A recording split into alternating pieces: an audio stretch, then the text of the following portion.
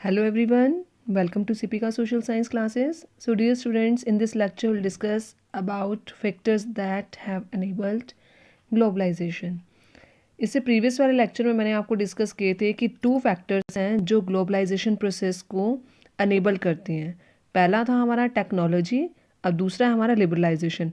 Technology के बारे में मैंने आपको बता दिया था that technology is an important factor that has speed up the globalisation process, जिसने ग्लोबलाइजेशन को प्रोसेस को स्पीड अप किया था, उसको अनेबल किया था, उसका एनहेंस किया था।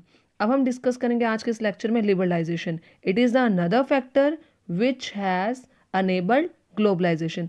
अब लिबरलाइजेशन हम डिस्कस करेंगे थोड़ा थोड़ा आगे चलकर, बट इसके लिबरलाइजेशन का मीनिंग मैं आपको थोड़ा सा बता देती हूँ। लिबरलाइजेशन मतलब removal of the trade barriers और restrictions by the government. Means liberalization कर देना, मतलब लिबरलाइज्ड बोलते हैं फ्री कर देना, किसी चीज़ को फ्रीडम प्रोवाइड करना, तो उसको लिबरलाइजेशन बोलते हैं। अब लिबरलाइजेशन वर्ड्स आपने बहुत सारी बुक्स में पढ़ा होगा, बट यहाँ पर लिबरलाइजेशन का मतलब होता है किसी इकॉनमी को फ्री करना ताकि वो दूसरी कंट्री की इकॉनमी से इंटरकनेक्शन क्रिएट कर सके, इंटरकनेक्शन मेंटेन कर सके, तो उसको हम लिबरलाइजेशन बोलते हैं।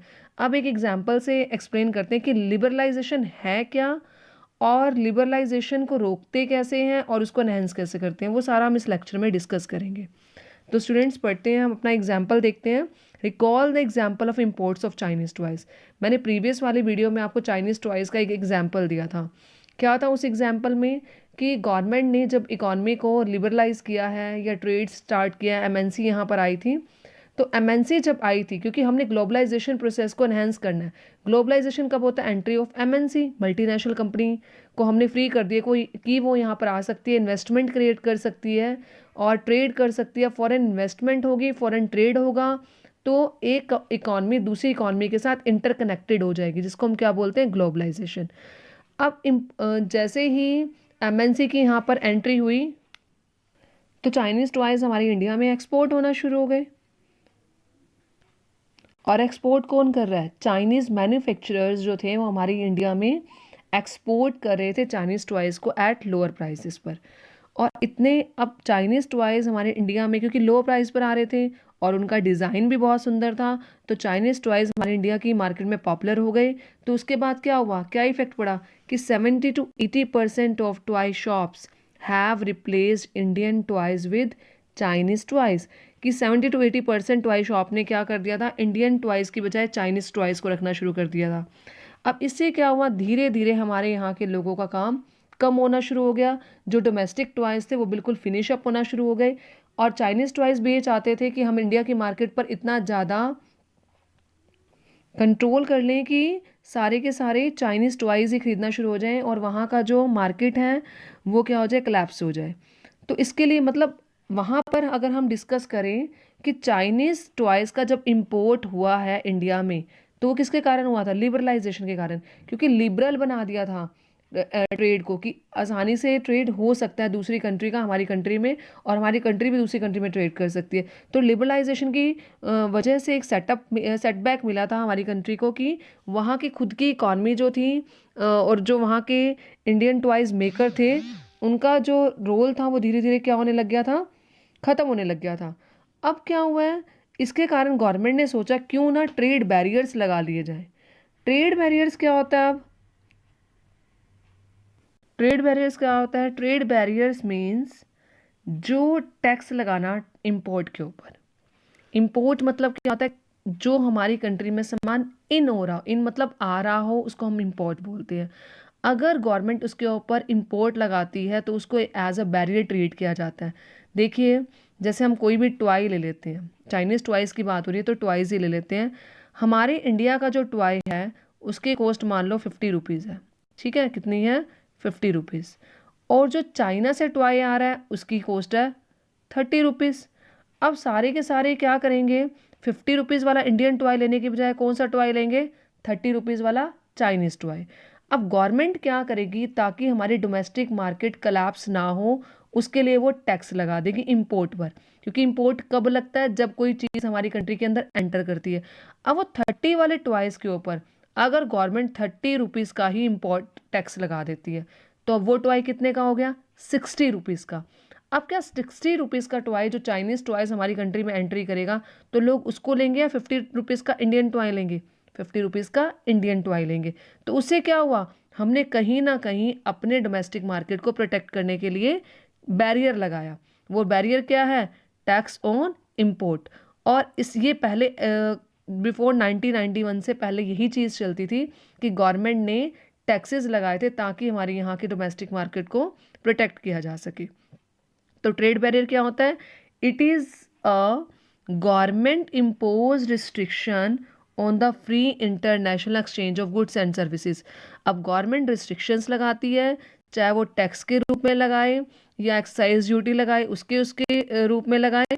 तो गवर्नमेंट ने रिस्ट्रिक्शंस लगा दी है ताकि इंटरनेशनल जो फ्री एक्सचेंज होता था गुड्स और सर्विसेज का, उस पर कंट्रोल किया जा सके।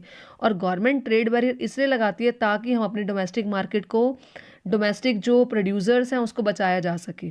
ठीक है, अब देखिए ट्रेड बैरियर के बारे में एक्सप्लेन करते हैं।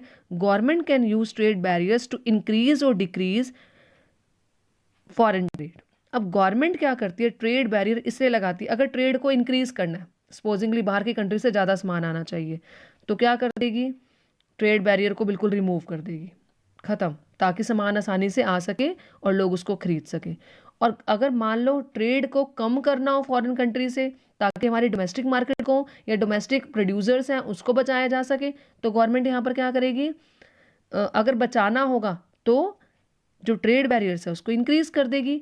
तो इसलिए यहाँ पर क्या वर्ड लगा है? रेगुलेट। रेगुलेट मतलब इंक्रीज और डिक्रीज दोनों कर सकती है गवर्नमेंट मार्केट की सिचुएशन को देखकर। ठीक है, और मैंने आपको बताया बिफोर 1991, 19 जैसे हमारा देश आज़ाद हुआ था 1947 में। जब हमारा देश आज़ाद हुआ था तो हमारी कंट्री में जो डोमेस्टिक मार्केट थी वो इतनी ज़्यादा प्रोग्रेसिव नहीं थी, मतलब। तो उसी लिए गवर्नमेंट ने अपने लोकल प्रोड्यूसर्स को बचाने के लिए ट्रेड बैरियर्स लगाए थे उस टाइम पे। अब सेकंड पॉइंट है to decide what kind of goods and how much of each should come to country. अब ट्रेड बैरियर का मतलब है कौन सी टाइप की चीज़ें हमारी कंट्री में आनी चाहिए और कितनी आनी चाहिए, ये भी गवर्नमेंट डिसाइड करती थी बैरियर्स लगा के। जो चीज़, अगर मान लो जिस चीज़ पर रिस्ट्रिक्शन लगानी है कि ये चीज़ हमारी कंट्री में नहीं आनी चाहिए, तो उस पर क्या लग जाएगा? टैक्सेस लग जाएगा, ताकि लोग उसको खरीदना चाहें तो भी नहीं खरीद सकते क्योंकि वो चीज़ क्या हो जाएगी? महंगी। To protect the producer within a country from foreign competition. अब फॉरेन कॉम्पिटिशन से अपनी कंट्री को बचाने के लिए गवर्नमेंट ने क्या लगाए हैं? ट्रेड बैरियर्स लगाए हैं, ताकि फॉरेन से जो कंपटीशन है वो ना हो पाए। क्योंकि अगर हमारे यहाँ का प्रोड्यूसर इतना ज़्यादा एक्सपीरियंस नहीं है या टेक्नोलॉजी इतनी ज़्यादा नहीं है, तो वो इस टाइम पर बाहर की फॉरेन कंट्री के साथ कंपटीशन नहीं कर पाएगा। और अगर वो बाहर की फॉरेन कंट्री के साथ कंपटीशन करता है तो उसकी मार्केट इतनी ज़्यादा एक्सपैंड नहीं हुई है, टेक्नोलॉजी इतनी ज़्यादा एक्सपैंड नहीं हुई है, तो उसका प्रोडक्ट कोई भी नहीं खरीदेगा, तो मार्केट अपने आप डंप हो जाएगी और हमारी जो इंडिया की इकॉनमी है फिर प्रोग्रेसिव नहीं हो पाएगी।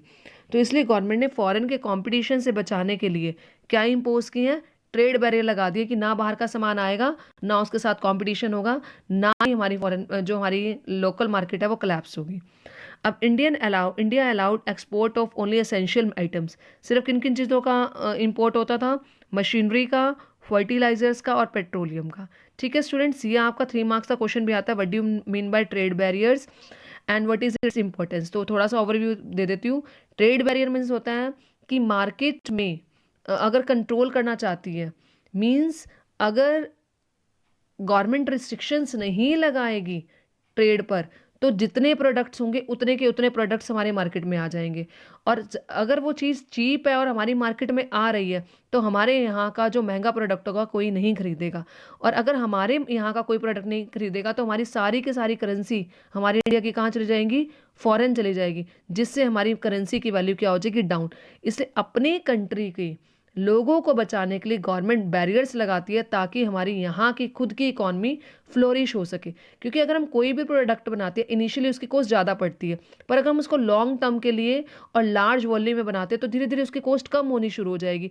पर अगर हम अपने लोकल प्रोड्यूसर को वो चांस ही नहीं देंगे कि वो प्रॉस्पर हो सके, वो अपनी मार्केट को एक्सपैंड कर सके और सीधा उसका फॉरेन के साथ कॉम्पिटिशन करा लेंगे, तो यहाँ के लोकल प्रोड्यूसर को और हमारी इकॉनमी को बहुत ज़्यादा सेटबैक मिलेगा, वो कभी भी प्रोग्रेस नहीं हो पाएगी। ठीक है, अब है हमारा लिबरलाइजेशन। वही मैंने आपको एक्सप्लेनेशन दिया था, रिमूविंग बैरियर्स। बैरियर्स कौन से होते हैं? वही टैक्सेस लगाना, एक्साइज ड्यूटी लगाना, ताकि उसकी कॉस्ट को बढ़ाया जा सके और ताकि उसकी कॉस्ट को बढ़ाया जा सके। अब अगर हम पिछले वाला टॉपिक देखें कि ट्रेड बैरियर का इंपॉर्टेंस तो है कि लोकल प्रोड्यूसर को बचाया जा सके, फिर आप सोचेंगे कि टॉपिक जो हमारा था वो था कि कौन से फैक्टर हैं जो ग्लोबलाइजेशन प्रोसेस को एनेबल्ड करती है। अगर हम कंपटीशन ही नहीं कराएंगे और अगर हम ट्रेड ही नहीं करेंगे तो ग्लोबलाइजेशन प्रोसेस कब एनेबल होगा? नहीं होगा। तो उसके लिए हम अब क्या कर रहे हैं कि लिबरलाइजेशन तो होगा, ठीक है, रिमूविंग बैरियर्स और restriction set by the government to enable globalisation process is called liberalisation. अब गवर्नमेंट क्या करती है कि उसने बैरियर्स को हटाया है, रिस्ट्रिक्शंस को हटाया है, ताकि ग्लोबलाइजेशन प्रोसेस जो है वो अनेबल हो सके, एनहेंस हो सके। अब देखते हैं, around 1991 Indian government opted for liberalisation. 1991 के बाद गवर्नमेंट ने लिबरलाइजेशन को ऑप्ट किया और इसको किसने सपोर्ट किया था? That is supported by WTO, world trade organisation. क्योंकि हमारी कंट्री को प्रॉब्लम हो गई थी, करेंसी की प्रॉब्लम हो गई थी, मनी की प्रॉब्लम हो गई थी, तो लोन लेने के लिए जब WTO से लोन लेने की डिमांड की गई तो WTO ने सजेशन दिया कि हमारी कंट्री को ट्रेड को लिबरलाइजेशन देनी चाहिए, उसको लिबरलाइज कर देना चाहिए, क्योंकि अगर जो कंट्री ट्रेड नहीं करेगी तो उसकी इकॉनमी कभी भी डेवलप नहीं हो पाएगी। तो 1991 में WTO के सजेशन पर हमारे इंडिया ने ट्रेड को लिबरलाइज किया। तो उससे क्या हुआ? To compete with producer. अब इसका एडवांटेज है, हर चीज़ का एडवांटेज डिसएडवांटेज दोनों चलते हैं। अब एडवांटेज क्या है कि जब लिबरलाइज, क्योंकि 1991 तक हमारी इकॉनमी धीरे थोड़ी सी प्रॉस्पेर हो चुकी थी, क्योंकि अगर हम सीधा आज़ादी के बाद की बात करें, इंडिपेंडेंस की बात करें, तो हमारी, आपको पता था सिचुएशन उस टाइम पे यहाँ पर ऐसी थी कि कोई इंडस्ट्री नहीं थी और कोई इकॉनमिक डेवलप नहीं थी। तो धीरे धीरे करके इतना टाइम उन्होंने लिया, थोड़ी सी इकॉनमी डेवलप हो गई, इंडस्ट्रीज एस्टैब्लिश हो गई, ट्रेड स्टार्ट हो गया। अब उन्हें लगा कि हमारे जो प्रोड्यूसर्स हैं बाहर के प्रोड्यूसर्स के साथ compete कर सकते हैं, जिससे हमारे लोकल प्रोड्यूसर्स को इफेक्ट नहीं होगा। तो उसके बाद उन्होंने क्या किया, क्योंकि अगर हम देखें कोई पर्सन है, अगर हम अनट्रेंड है और उसकी लड़ाई ट्रेंड वाले के साथ कराएंगे तो अनट्रेंड पर्सन कभी भी नहीं जीतेगा, समझ सकते हैं ना।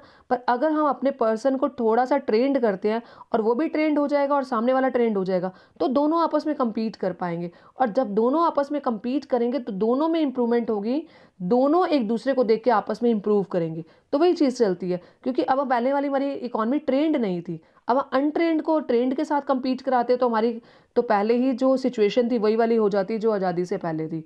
तो इतना टाइम मिल गया था, 1947 के बाद 1991 तक हमारी इकॉनमी ट्रेंड हो चुकी थी। उस ट्रेंड के बाद वो क्या कर रही थी, अब फॉरेन के प्रोड्यूसर्स के साथ compete कर रही थी। अब compete करने से क्या हुआ, उसकी परफॉर्मेंस में इंप्रूवमेंट आई। अब परफॉर्मेंस इंप्रूव होगी तो क्वालिटी भी क्या होगी, इंप्रूव होगी, क्योंकि जैसे जैसे ट्रेड बैरियर्स हम कम करते जाएंगे अब इस टाइम पर, तो क्या हो जाएगा, कंपटीशन बढ़ जाएगा दोनों कंट्रीज़ के, या दोनों क्या, जो लार्ज नंबर ऑफ कंट्रीज है जो आपस में इंटरकनेक्टेड है, तो वो आपस में ट्रेड करेगी। ट्रेड करने से क्या होगा, दोनों प्रोड्यूसर्स अगर देखेंगे, एक दूसरे की चीज़ देखेंगे, तो उनको लगेगा मुझे इससे बेटर करना है, मुझे इससे बेटर करना है। अब बेटर करने के चक्कर में उनकी जो परफॉर्मेंस है वो भी इम्प्रूव होगी। परफॉर्मेंस इम्प्रूव करने के बाद अब वो सोचेंगे मार्केट में मेरा प्रोडक्ट बिके, तो क्वालिटी को भी इम्प्रूव करेंगे। तो जो लिबरलाइजेशन से इन चीज़ का बेनिफिट हुआ, कंपटीशन बढ़ा, कंपटीशन से परफॉर्मेंस इंप्रूव हुई और उसके साथ साथ क्वालिटी भी इंप्रूव हुई। अब trade barriers on foreign trade and foreign investments were remove.